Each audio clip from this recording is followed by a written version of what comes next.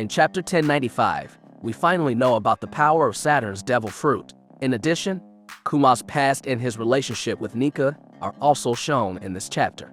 There are many interesting elements that can be found in Chapter 1095. So, without further ado, let's get started. One Piece Chapter 1095 bore the ominous title of A World Not Worth Living In. The narrative commenced with Vice Admiral's gear for action, poised to come to the aid of Saint Saturn. However, Saturn's commanding voice ordered them to stand down. He insisted that he could have effortlessly dodged Bonnie's attack had he chosen to do so. Saturn extracted a blade from his own body, causing his blood to inexplicably vanish. The ensuing display of power saw him unleashing an aura from his eyes, aimed squarely at Bonnie and Sanji. Though both Bonnie and Sanji bore visible head injuries, complete with traces of blood, their craniums remained intact. Nearby, 𝐋𝐢𝐜𝐞𝐧𝐬𝐞, grounded and immobilized, issued an apology to Saturn for his inability to intervene. Saturn remarked upon 𝐋𝐢𝐜𝐞𝐧𝐬𝐞's unusually sluggish progress this time. Saturn's foot descended menacingly toward Luffy, who, though still conscious, maintained an eerie silence throughout the unfolding events. It was Franky who extended his mechanical arm in a valiant effort to shield his captain. As Saturn's power surged, Vegapunk, Bonnie, Sanji, and Franky found themselves incapacitated. Vegapunk couldn't help but ponder if it might be connected to the elusive realm of devil fruit abilities. In a gripping turn of events, Saturn's vice-like grip closed around Bonnie, prompting her anguished outcry, "You killed my father." A brief interlude took us back in time, revealing Kuma's connection to Nika. As a young Bonnie and Kuma shared a dance to Nika's entrancing drum rhythm. In that moment, Kuma harbored dreams of becoming a hero, one who could liberate people, much like Nika.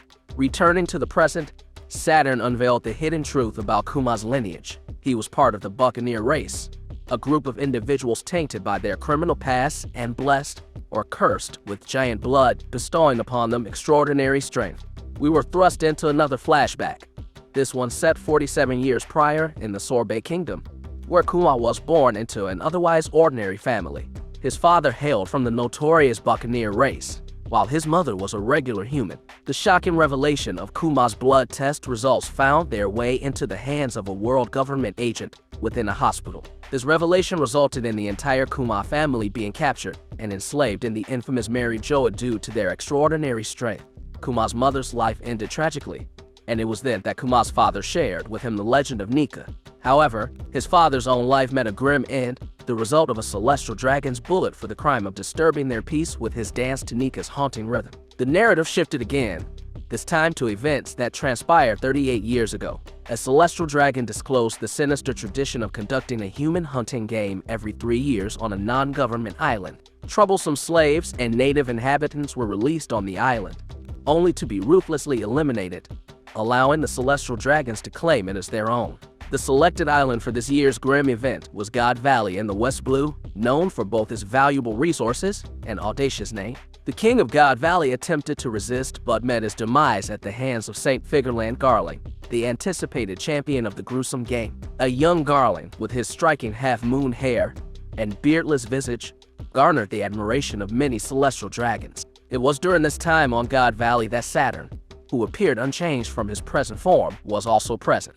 News reached Saturn that the escaped Buccaneer child slave had been recaptured, and in the closing pages of this chapter, we witness Kuma being dragged across a field by fellow slaves, a continuation of the flashback glimpsed by Bonnie in Chapter 1074. Suddenly, two enigmatic shadows emerged. One of the shadowy figures spoke, addressing the scene before them. "Stop right there, you guys. You must be the Buccaneer, the star of the show. I can see what they mean. You're truly enormous. They say the blood of giants runs within you." These mysterious figures unveiled themselves as two child slaves, a youthful Emporio Ivankov and a spirited girl named Jenny. Ivankov bore an uncanny resemblance to his future self, while Jenny, with her short hair and radiant smile, savored a piece of meat. Playfully, Jenny remarked, "Isn't my big brother huge too?" Ivankov retorted, "Only in the face. But that's not the point here, you dummy." Intriguingly, Ivankov initiated a conversation with Kuma, asking a question that would resonate through time. "I choose to live. What about you?"